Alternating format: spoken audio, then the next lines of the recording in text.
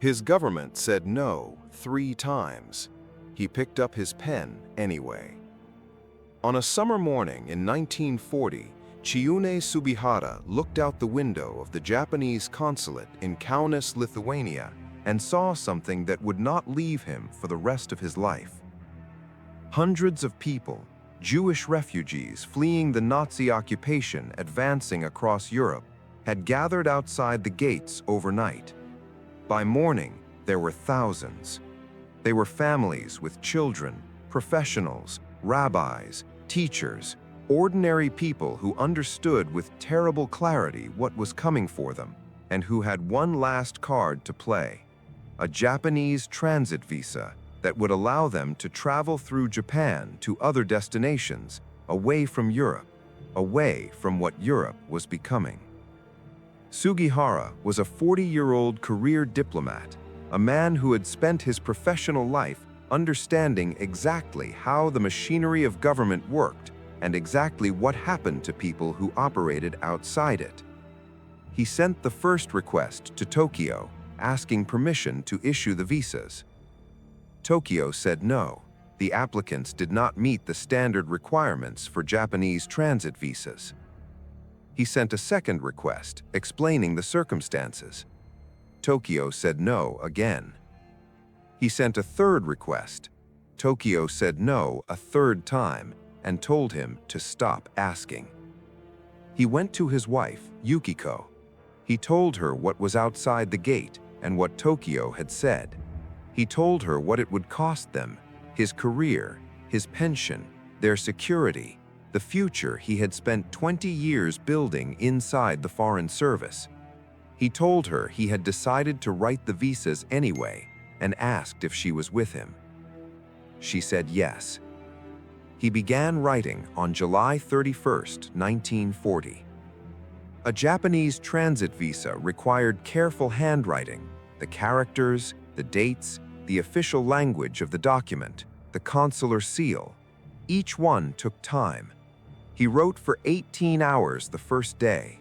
He wrote for 18 to 20 hours every day that followed, stopping only when his hand cramped so severely that he could not continue, resting briefly and beginning again. His wife helped where she could. His sons, the eldest of whom was 11, watched their father at the desk, the pen moving across paper, stack after stack of documents, day after day.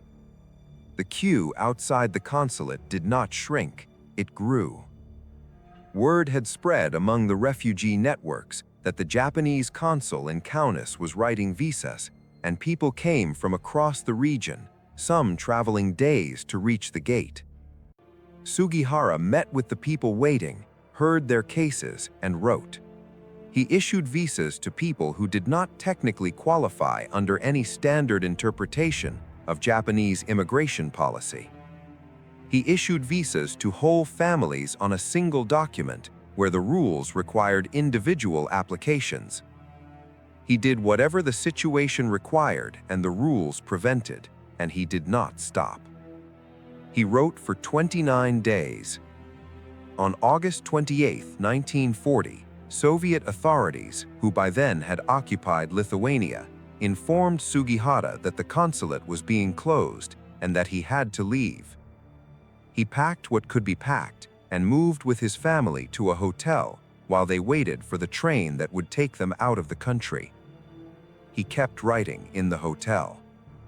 On the platform of the train station, as the train prepared to depart, he was still writing, passing completed visas through the train window to the people pressing against the side of the car, their hands reaching up for the documents that might save them.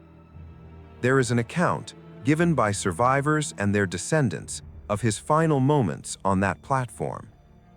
He was bowing from the window, apologizing to the people he could not have reached, to the ones for whom the train was leaving too soon.